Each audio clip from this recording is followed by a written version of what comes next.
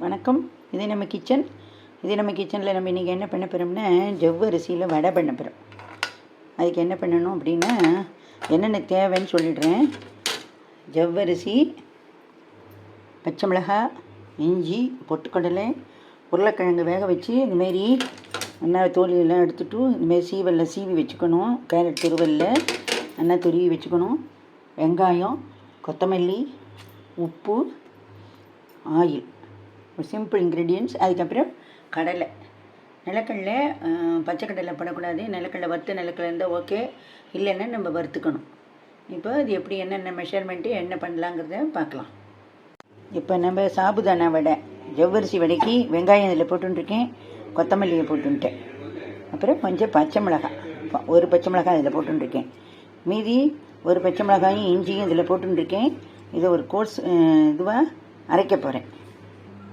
இப்போ இதை நான் ஒரு கோர்ஸ் இதுவாக அரைச்சாச்சு.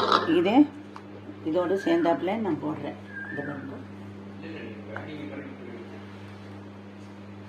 சேவைப்பட்டவ கொத்தமல்லி இதோட கோர்ஸாக அரைச்சிட்டு போடலாம், இல்லை கருவேப்பிலையும் அதோட சேர்த்துக்கலாம்.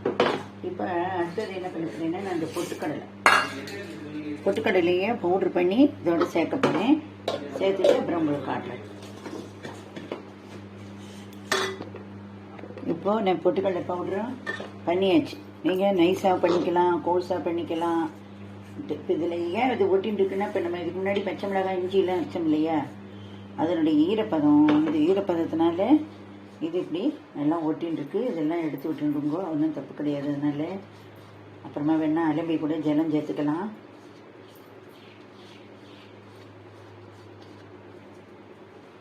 இப்போ அடுத்தது நம்ம நிலக்கடலை வறுத்து வச்சுருக்கோம்.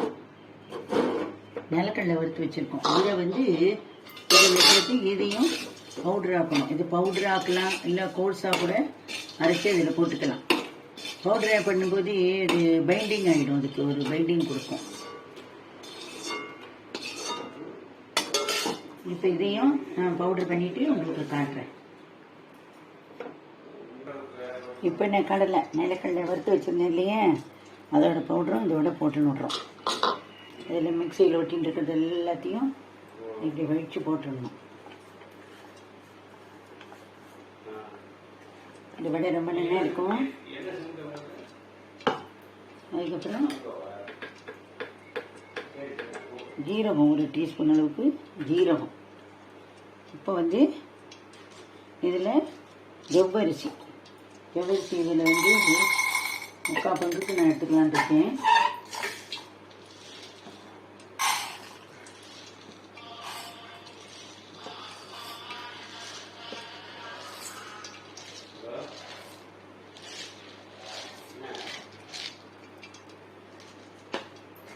இந்த அளவுக்கு ஜவ்வரிசி எடுத்துட்டுருக்கேன். நீங்கள் மாவு ஜவ்வரிசியை வாங்கிக்கோங்க.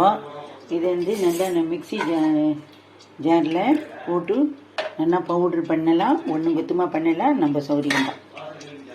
இது பண்ணிவிட்டு காட்டுறேன் நான் உங்களுக்கு எப்படின்ட்டு. இப்போது நான் ஜவ்வரிசி பவுட்ரு பண்ணியாச்சு, இதோட சேர்க்குறேன் நான்.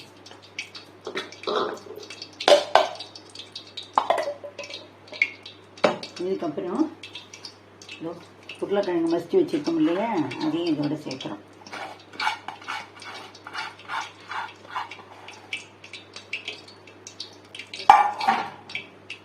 கொஞ்சம் பெருங்காய பவுடர்,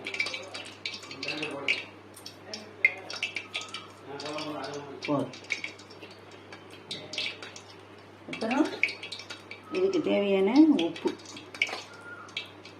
சேர்த்துட்டு, கொஞ்சம் உப்பு தேவையான அளவு சேர்த்துட்டு அவ்வளோதான். இப்போ இது எல்லாத்தையும் ஒன்றா சேர்த்து பிசையணும். சப்போஸ் நீங்கள் ஜலம் பிசையும் போது கூட போய்ட்டு அப்படி இப்படின்ட்டு ஃபீல் பண்ணினேன்னாக்க, கார்ன்ஃப்ளவர் மாவு ஆற்றுல இருக்கும் இல்லையா, கார்ன்ஃப்ளவர் மாவு இல்லை அப்படின்னா அரிசி மாவு அதை விட்டு கொஞ்சம் கெட்டியாக பிசைஞ்சுட்டு நீங்கள் பண்ண வேண்டியதுதான். இந்த இது நல்லா கரன்னு மொறுன்னு ரொம்ப நல்லா இருக்கும். இப்போ கொஞ்சம் ஜலத்தை விட்டு பிசைஞ்சிக்கலாம்.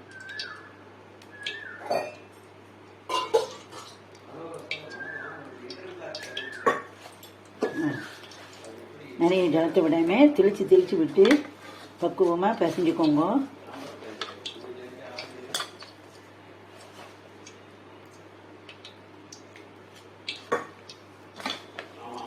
மாவுக்கு இப்போ உப்பு போருமான்னு இந்த ஸ்டேஜில் நீங்கள் பார்த்துக்கலாம். நான் எனக்கெல்லாம் வந்து இந்தமாரி பழக்கம் இருக்கிறதுனால உப்பு வாயில் போட்டு பார்த்து செக் பண்ணணும்னு அவசியம் கிடையாது. பிகினர்ஸாக இருக்கிறவா கொஞ்சமாக செக் பண்ணிக்கோங்க. எது பண்ணினாலும் பிகினர்ஸாக இருக்கிறவா கொஞ்சம் செக் பண்ணி பார்த்துட்டு போட்டுக்கிறதுனாலும் ஒன்றும் தப்பு கிடையாது. சாமி நேவதியம் அப்படி இப்படின்னா அப்போ மட்டும் தேவையில்லை. அப்படியே பழக்கம் வந்துடும்.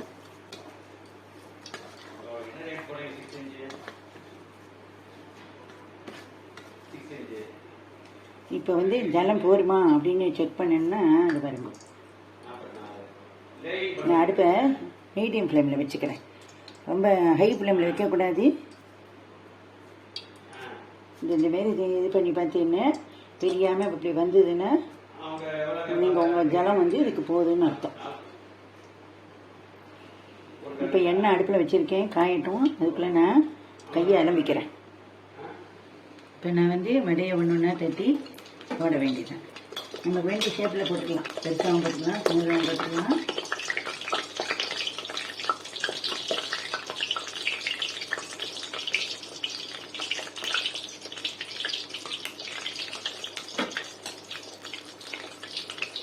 சில பேர் என்ன பண்ணுவோம் அப்படின்னா, இது நல்லா மாவு ஜவ்வரிசி வாங்கிட்டு அது நல்லா 3-4 மணி நேரம் ஊற வைக்கணும். ஊற வச்சுட்டு அதுக்கப்புறமா ஜலத்தை வடிச்சுட்டு மிக்சியில் அரைச்சி விடணும்.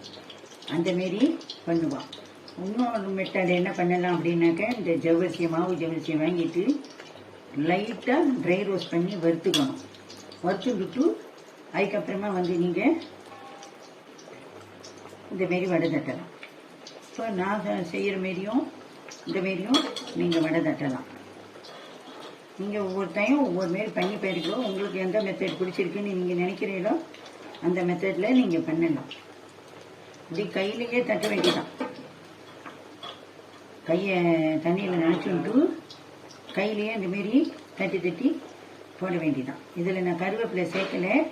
உங்களுக்கு கருவேப்பிலை வேணும்னு தோணிச்சுன்னா மிக்சியில் ஒன்றும் கொலுசுமா அதை இது பண்ணிவிட்டு இந்த பச்சை மிளகாய், இஞ்சி இதெல்லாம் இது பண்ணுறோம் இல்லையா, அந்த சமயத்தில் அதுவும் கூடயே சேர்ந்தாப்புல இந்த கருவேப்பிலையும் ஒன்றும் கொலுசுமா பொடி பண்ணிவிட்டு போட்டுக்கலாம்.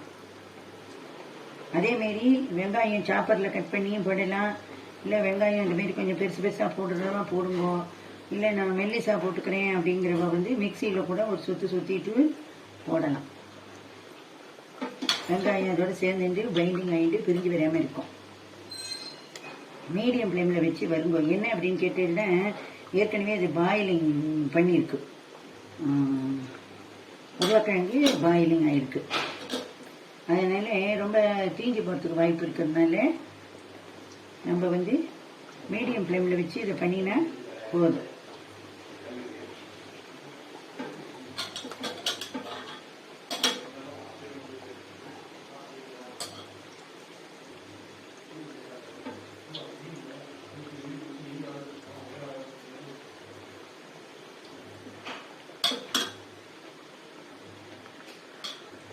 குழந்தைகளுக்கெல்லாம் உங்கள் ஆற்றுல இருக்கவங்களுக்கெல்லாம் டிஃப்ரெண்ட் டைப்பாக பண்ணி கொடுங்க. எல்லோரும் விரும்பி சாப்பிடுவோம். நீங்களும் சாப்பிடுங்க. கெஸ்ட்டுக்கும் பண்ணி கொடுங்க.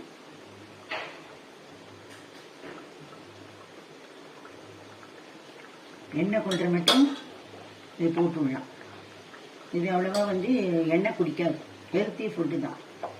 இதில் நிலக்கடலை இருக்குது, பொட்டுக்கடலை இருக்குது, புரோட்டீன் இருக்குது, வெங்காயத்தில் ஃபைபர் இருக்குது.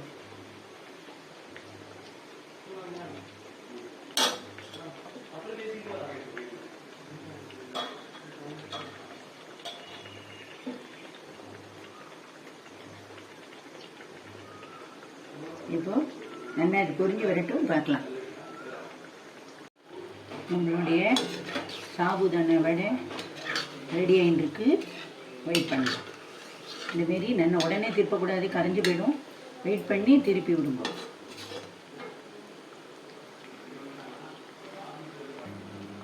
நல்லா உள்ள வரைக்கும் வேக விட்டு எடுக்கணும். மீடியம் ஃப்ளேமில் வச்சு எடுக்கணும். போட்ட உடனே திருப்பக்கூடாது, திருப்பினா பிரிஞ்சு போயிடும், கரைஞ்சி போயிடும். மாவு பக்குவம் நீங்கள் கரெக்டாக அது கலக்கலைனாலும் கரைஞ்சி போயிடும். 2-3 மெத்தடு நான் செய்யும்போதே உங்களுக்கு சொல்லியிருக்கேன். ஒன்று ஊற வச்சு 3-4 மணி நேரம் ஊற வச்சுட்டு அரைச்சி நைஸாக அரைச்சி பண்ணுறது ஒரு மெத்தடு, அதுக்கப்புறமா வறுத்துட்டு பண்ணுறது ஒரு மெத்தடு, வறுக்காமல் இந்தமாரி போட்டு பண்ணுறது மாதிரி ஒரு மெத்தடு. இதில் கார்ன்ஃப்ளவர்ஸ் மாவும் கலந்துக்கோங்க, பொட்டுக்கடலை மாவு, நிலக்கடலை மாவு எல்லாத்தையுமே கலந்து பண்ணுங்க. இப்போ பாருங்க, நல்லா இப்படி தொட்டு பார்த்தா நின்று கரகரன்னு இருக்கணும். எண்ணெய் இங்கே ஓசை அடங்கி வரணும், அப்புறம் தான் நீங்கள் எடுக்கணும். இப்போ நான் அதை சத்தம் வருது பார்த்தீங்களா, கரகரன்னு சவுண்டு வருது பாருங்க. இந்தமாரி நல்லா கரகரன்னு ஆனதுக்கப்புறம் எடுங்கோ, மொறுன்னு இருக்கும். ஆற்றுல வயசானவங்க இருந்தாலும் அவளுக்கு சாப்பிட்டா எடுத்து கொடுத்துருங்கோ, அரை வைக்காட்டில் எடுத்து கொடுத்துருங்கோ. ஆனால் அரை வைக்காட்டில் சாப்பிட்றது தப்பு தான். என்ன பண்ணுறது, அவளால் சாப்பிட முடியலன்னா ஒன்றும் பண்ண முடியாது. ஏன் தப்புன்னா அது கொலஸ்ட்ரால் அதிகம், எண்ணெயோடு இருக்கும், அதனால கொஞ்சம் சாஃப்டாக இருக்கும், பார்த்துக்கோங்க.